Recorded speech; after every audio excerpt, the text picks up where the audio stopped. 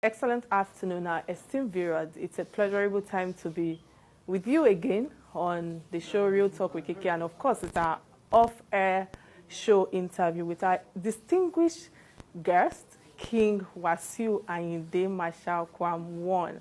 As we all know, our esteemed guest, who is a famous king of Fuji music, on Monday, January 13th, was installed as the first Mayegun of Yoruba land, a title that has been conferred on one before now by the paramount ruler of Oyo Empire. He was also crowned as King of Fuji, Oluwaye Fuji Music at NTA Ibadan in 1993. He has numerous titles and accolades to his personality and career, and we can't speak less of that. Again, congratulations, sir, on the installation of your title as the Mayegun of Yoruba land. And again, thank you for giving us the opportunity to be here today with you. And we pray that your reign will be that of progress and prosperity to the land at large. And first, Mayegun of Yoruba land. The title is grand and it speaks authority. And can you kindly educate the public on the role of the traditional title and why you think His Royal Majesty has deemed you worthy of this title for the entire Yoruba race? Mayegun, for every society, there must be something we call all hands must be on deck. True. Life itself is something that surely from time immemorial planned on a well-laid arrangement where you have the headship, you have some hands that supported the headship to carry the day-to-day affair of the state, the nation, and that is the only way we can always get things done, because a tree does not make a forest. You do not expect where we have leadership, we don't have other hands that join hands to make sure everything about the society is well represented. And that is the only way we can keep our day-to-day life working.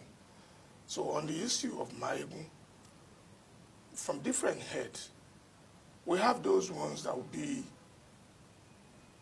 the decider of a situation where we could not get ourselves heard very well.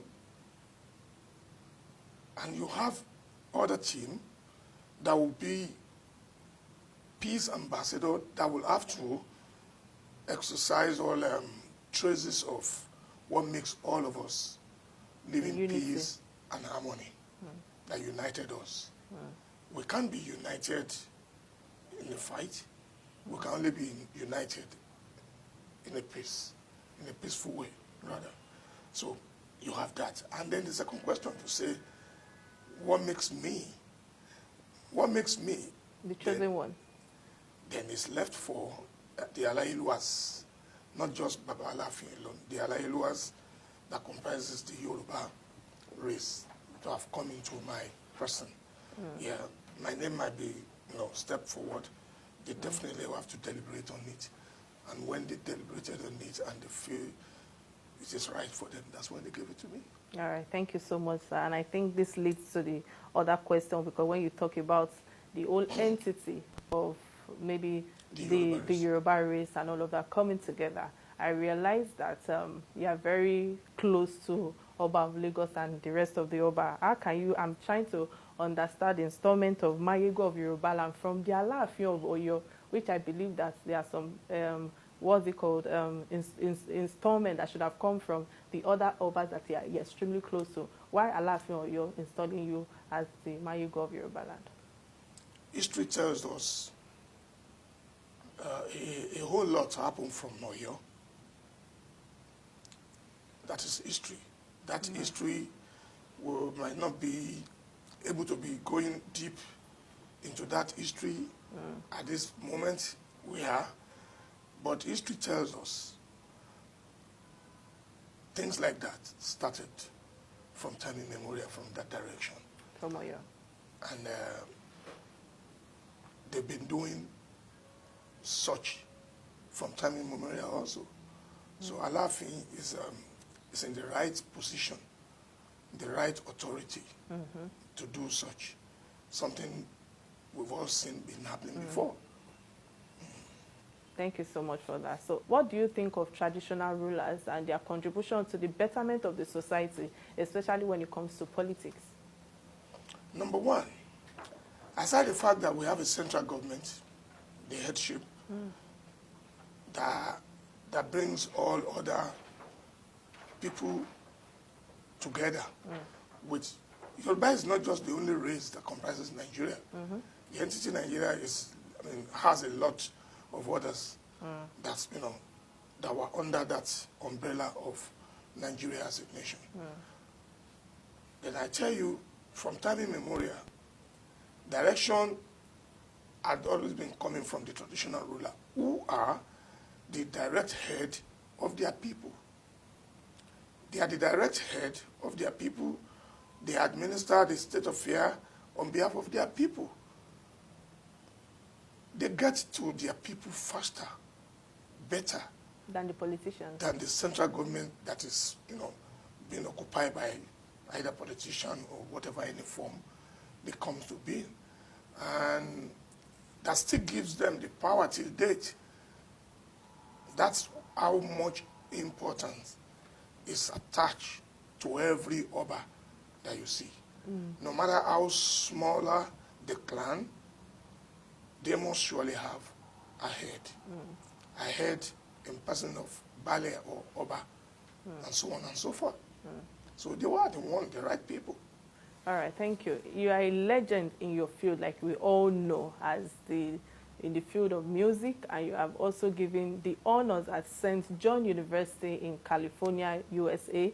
Is there any legacy or foundation that you've partaked in when it comes to the art of music, or what legacy do you want to put on ground when you retire? We're having two things here. Yes. We the switch honors. from the honor of Mayegun, and Yes. then we switch to The retirement. the music. Yes. Well, because if it is music that you're talking about, I'm still very much agile, and I'm still doing what I'm doing We're best. known for years. And there's nothing retirement for now, Yeah. because the office I occupy now does not say I shouldn't be working. Okay. Definitely, I must set a program to earn a decent life, and part of conditions, part of what they see that make them feel I could occupy this position very well is because of where I was coming from. Your voice. Where I was coming from, it's part of what they are judged as my, my right of, opportunity to that level. But the fact still remains.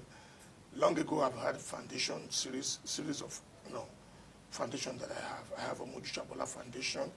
I have K1, the Ultimate Foundation, the one that takes care of very many things in the area of entertainment, about talent hunt, discovery of younger ones, and so on and so forth. And it's still very much on. I funded it myself. And it's cooking, it's growing. Oh, wow. Okay. So what is the link or role of artists in general when it comes to politics and governance? In every country, there are always a voice when it comes to music. Are the musicians only used for campaigns during all these political rallies? Is there more to the power of the voice during the tenors of governance when these people are actually coming in? Number one, any political organization that chooses to use music, they were trying to act very, very fast and well. Because through music, message can be passed right on time. Message can get to where we wanted to pass the message right on time. Our people oftentimes do come together when it comes to a matter of music. Going to worship God, listening to good music, and then creating an avenue for people coming together, either like through sports and stuff, make our people acted like one united family, And you can only use such area to pass message very well. So any politician you see that goes along that way knows what they were doing. They know this is the right avenue for us to reach out to people. And that's much why someone like me chooses to embrace such opportunity to be able to serve as a bridge between the people and the people that govern us, the leadership. Because when you don't hear the government very well, when message is not getting to where it should, there tend to be problems. And that's why we have problem in our society. So like I said, any political group that chooses to embrace music, entertainment, sport, goes to house of worship to carry them along in passing message, then they surely have the feelings of their people at heart. So they want to get the message done quickly. All right. Thank you so much for that feedback and that response. So there's a vast controversy on your name, Ayinde, and some say it was given to you by the legendary Sikiru Ayinde Barrister out of love or mentorship. And tell us a bit of your background and the clarification on this. Number one, there's nothing to clarify there. Ayinde is Oriki. And before you know it, you see over 1,000,001 will come out and tell you my Oriki is Ayinde. Another one could say my Oriki is Ishola. The other one could say my Oriki is Alabi. So everybody has their Oriki. Oriki is something that's so synonymous with the Yoruba people. They named themselves very well. Oriki Ayinde Ogo, Akanbi Okin, Ishola Okin, and so on and so forth. So I was born and named Wasiu Olasukomi. Oriki means Ayinde Adewale, because I'm from the lineage of the Oba. And so on and so forth. So that's my given name from birth. Okay. That's the name given to me by my parents. My mother, she's Abike. So if my mother is Abike and my father is Adisa, and I was named Ayinde, it's not Barrister. But if Barrister feels good, as at the time I was with him, serving him as a good boy to him, and he chooses to be referring to me as Ayinde, thanks to Almighty God. He sees what is good in about his name and my name to feel like, okay, he bears the same Oriki with me. And you must have been of good service to him. Oh, yes, I am. I can boldly say that any day, anytime, anywhere, that either living or dead, when he was alive, I happen to be the most closest person to him. Okay. I serve him judiciously. All right. Thank you so much on that as well. And I know that, still talking about Ayinde Barrister, there were controversies making rounds as of last year regarding Sikiru Ayinde Barrister, his kinship and authorship of the Fuji music, which had many fans and non-fans going abrasive when it comes online. Are there any few words you want to put out there regarding this? Number one, I don't know how to be fueling issue that probably already gone back to rest very well. Okay. There's nothing controversial in the role of Sikiru Ayinde Barrister as far as genre of Fuji music is concerned. Nothing controversial about it. Is the headship, is the Duli headship. What was transfixed into the whole issue to make it look like a controversy wasn't something that should be in the first instance. If I am offspring of Ayinde Barrister, there's no way I could come out openly to criticize something I am part of, something I am proudly to say I came out of. It's impossible. I can't come out to criticize my father, my mother, because I want to erase them. I can't erase them to create myself. It's impossible. Sure. You must have had somewhere you come from. So there's nothing like saying something different from what is already on ground. What is on ground is Ayinde Barrister, yes, is the everything about Fuji music. But what we were saying then, the merge together and presented to smear someone, is what we talk about Were and Ajisari. What I said then was, if Ajiwere Ajisari had been in existence before him, I have an album that I made while he was alive, where I stated this, and he listened, he heard it. He never see anything bad in what I said. I said, when the history was coming and it got to a point, the turning point of Ajiwere Ajisari to the present stage is him. I never take the credit away from him. I can never. This is a credit that's been graciously done by him that I can't deny, neither I can't attempt to erase what is already written, that is there. To talk of age, he's senior me age-wise. To talk of acceptance, I accept him. I could turn around to make a creation. Then I said my father and my mother, they are not my biological parents. It's impossible. I never said that Ayinde Barrister wasn't the creator of Fuji music. You see, we can liken many names to ourselves. True. He is the success that turned Ajisari to Fuji. I never dispute that. So, I will never dispute so that. listening to you now, can you say that he paved way for you and other musicians? Because He paved way for everybody in the journey of Fuji. Okay.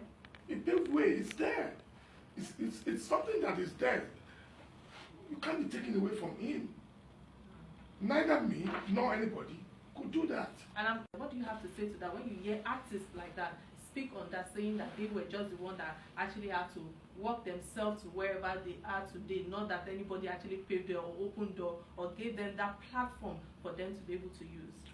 If we have to be honest here, Yeah. my case is different from the one you are citing as an example now. Yes.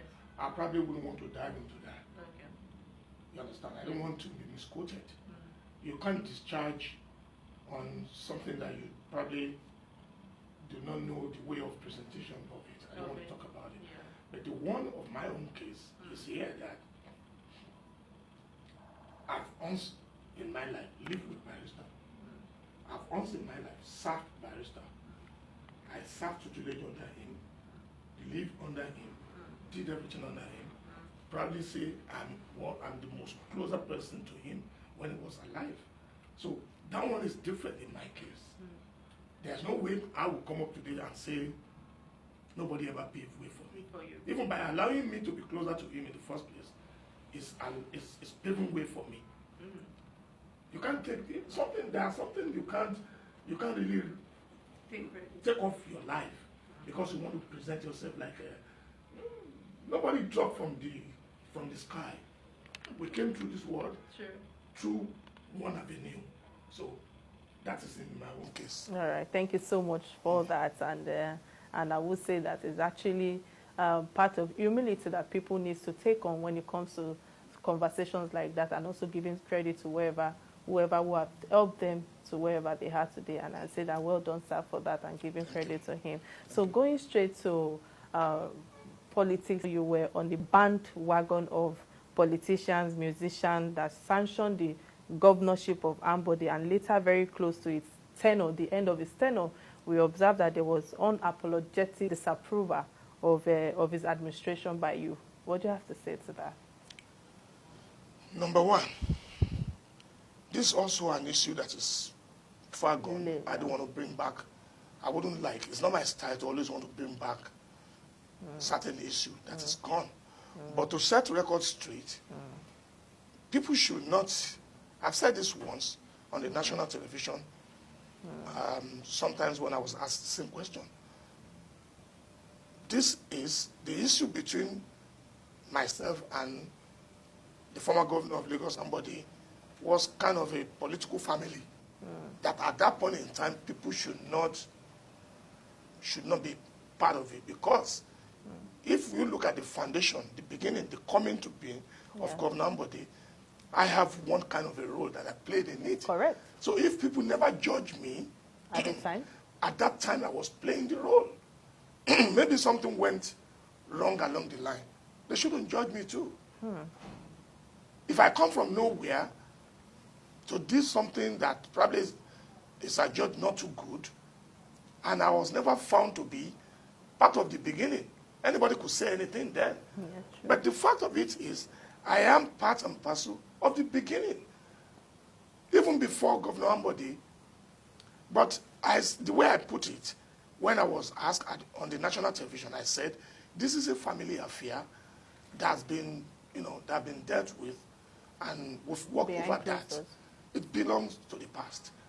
I don't like, or rather I wouldn't like to be talking on that issue.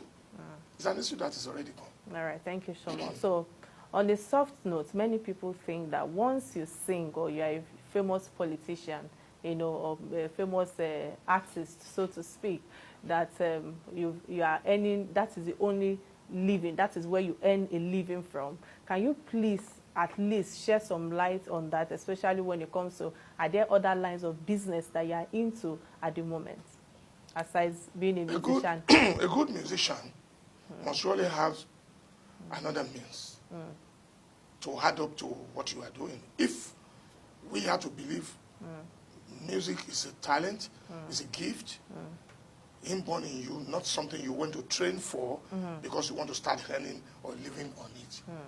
Mine was a gift from birth. My own was a gift. I come to this world with that gift. And good enough, my mother happens to be a singer before I was born too. Really? So definitely it's in my blood. And I grew up to see the love of music in me. I was playing, and I'm still playing. But I do have other things. Some musicians you see, they were medical doctors, they were trained in the university. Some were architects, some were engineers. We do read history. We read about people. So I have another job that I've been doing. I'm a technical person by training. Okay. I'm a technical person. I'm an electrical technical person by training. I used to work on that one. I used to use that as a form of working and earning money from. At a later time, I invest heavily in it, establish a firm that does that. I bring a lot of people together, and they were doing that for me. But because of the growing that comes my way, Yeah, evolving. every day that I had concentration on music. So definitely I leave that for people running for me. I have other investment that I put up myself, that I established myself. I have other businesses. I'm into dredging. I'm into very many things. Interesting. Oh yes, Wow. I have an engineering company that does dredging and stuff. We were there. I have a construction firm that we handle a lot of things in the society that we does well with government and earning good living from that. So not just only music that I was that face or that I'm doing.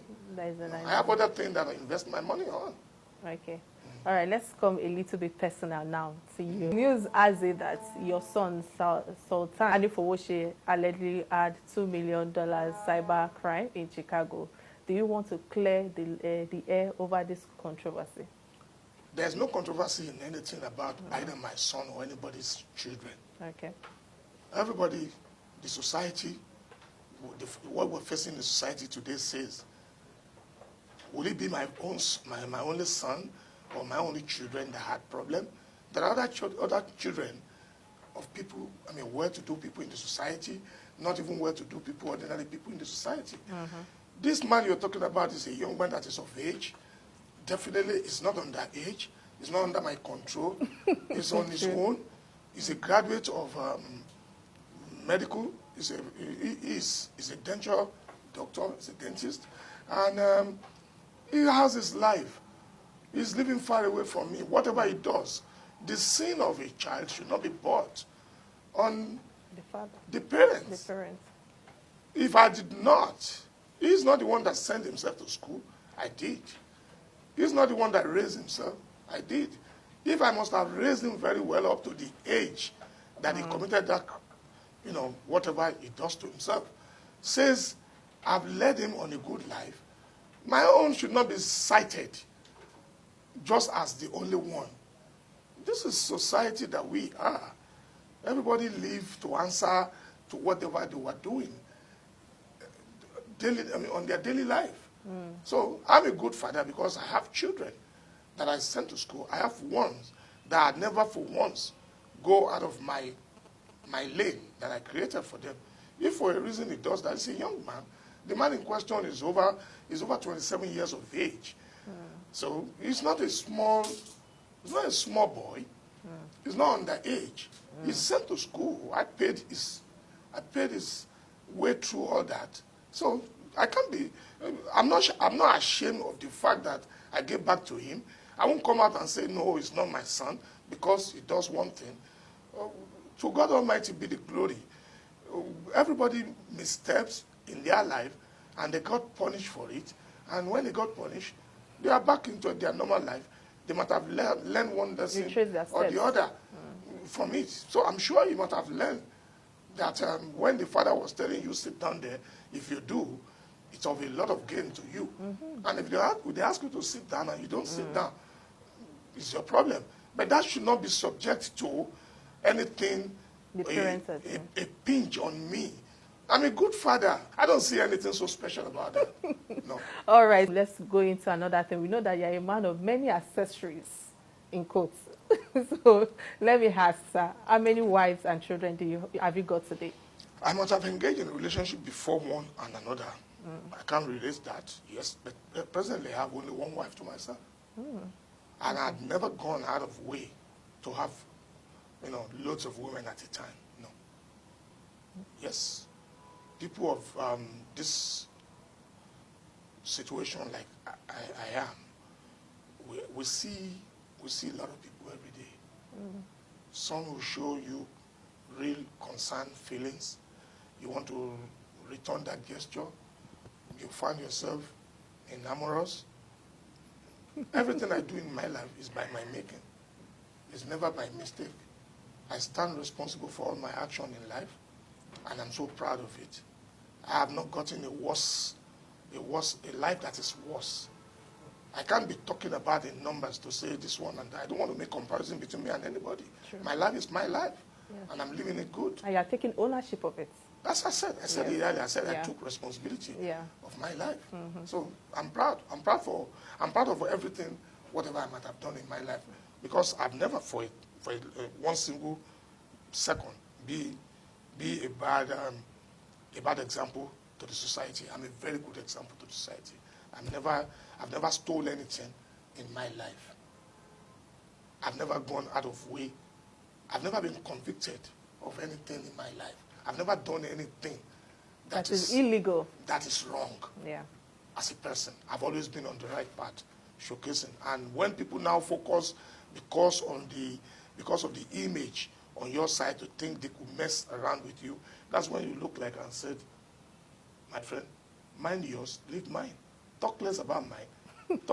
Talk much about yours. Leave mine and talk about yours. All right. Thank you so much for giving us that bit and that light, shedding more light on that. And I think that I like the fact that you took ownership of everything. You have no regret whatsoever. And it's a thing that I think that people have to pick on, because in life, everybody has a path to live, or there are some things that life will throw at you at times, but you learn from it, you pick from it, and you move on. And that alone, I'm going to give you credit for. Thank you so much for being extremely transparent on that. So a few years ago, you left Lagos to relocate to your hometown in Ijebu-Ode. Any reason for a Fuji artist of your own renowned caliber, or leaving the upland side of the city like Lagos to go and settle in that town? Number one, this is where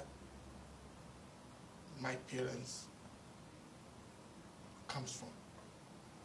I am lucky to come from that noble family. And at a point, I was going around everywhere globally to raise a good living. And the joy of it is, at the end of the day, I found a befitting a board for myself in my community where my parents give back to me. So nothing wrong in going back home to fully rested among my people, my family. Nothing wrong. But another thing is, Ambode to Lagos is not far. At a point, I found Lagos so crowded. Overpopulated. So crowded that I wanted to have a very quiet, local life to myself that doesn't endanger life too much. There are a lot of, because at a point I had a situation that was translated to be of pollution. At a point, I had a surgery, and one of the reasons given was like I got myself exposed to a lot of pollution, and I now choose to go back to somewhere that is not all that overpopulated and just rest my head. That's another reason of going back there, and also that I have some other businesses around there. I have a farm. I've been involved in a farming business for a very long time. That afforded me also to be closer to those other things that I'm doing out of other businesses. Right? So those are the things that contributed to my going back to Ijebu. My parents are noble from Ijebu. I'm from the royal family, and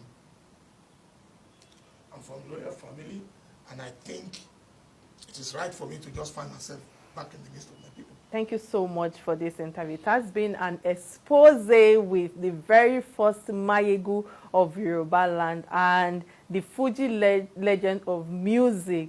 And I would use this opportunity to say that thank you very much, sir, for giving us the opportunity to be here today and being so transparent with all of the questions that we've asked you. Thank you so much, sir. Thank you, too. And Thanks so this is going to be a wrap on Real Talk with Kike off the hair, and we'll be back on another episode. Bye for now.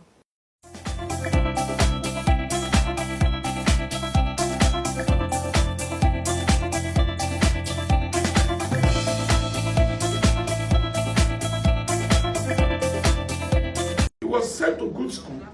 He attended the University of Chicago. So what are we talking about here? This is a son that was raised very well. He attended very good school in Nigeria. Caleb Lolo. He attended Caleb. All his nursery primary was done at Caleb. He did well before I moved him to the United States. So what are we talking about? You are the answer the issue. You're on the issue now. No, but there are so many issues that you won't tackle. Yeah. There are so many issues that you tackle there. Yeah, it's true. Number one. Issues, so many issues. It's true. Should I feel ashamed? He's my son. Of course not. I should know. I'm not going to talk about criminal that money. Criminal quantity now. Criminal quantity. Well, I think actually the way you answer the question actually gives back, is like taking it back to the society and saying that, can you point out, even if you as an individual don't have one or two issues yourself that you are dealing with, not to talk about our children, because regardless of however we train our children, especially when they're in the Western world, there are one or two things that they will pick along the line, there are one or two mistakes that they will pick along the line as well. So can you tell me that you are clean, or you are that clean that you cannot say that, okay, there are one or two challenges or errors that have been made by yourself and also your children, regardless of how much you when Mr. President happens to be when Mr. President happens to be a disciplinarian, this man is a disciplinarian to the core, the present president of Nigeria. And guess what? His son one day got himself involved in an accident, riding an automobile. He's a young man. Should anybody put that on Mr. President? Would Mr. President shame his son down because he's a sitting president and not allow him to act like a young man? No, but so, the issues are. What's the issue? Is because, sorry to say this, you journalists, you make something out of this. You're a sellable product. No. So, listen, everybody is a sellable product because you come from nowhere to become somebody. To make a name for yourself. You understand? Yeah. I started from the scratch.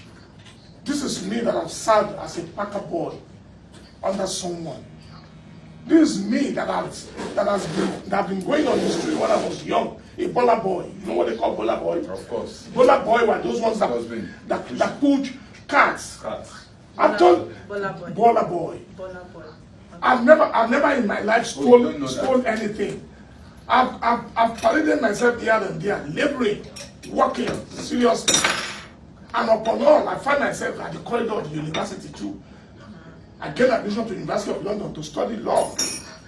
I get this on it, I concentrate on my music, I was making money. So it's a multiple credit on me that lost my father when I was 1 year, my first year in secondary school, 1970. And I still find myself at the top. I am a good example to society what a struggling person should be. I've done it so well in my life that I had it at the back of my mind and my credit. I never stole anything from anybody. So if I have all those opportunities and those chances, I never misused it. And I find myself at the top. It shows I have the grace of God going with me every time. Diligent. So for anybody to not see that, and because your son, what happened? My son. I don't do Nigeria, I don't give me billions of money. Don't give billions of money. Oh, I want pensioner. Somebody was accused stealing over 600 billion.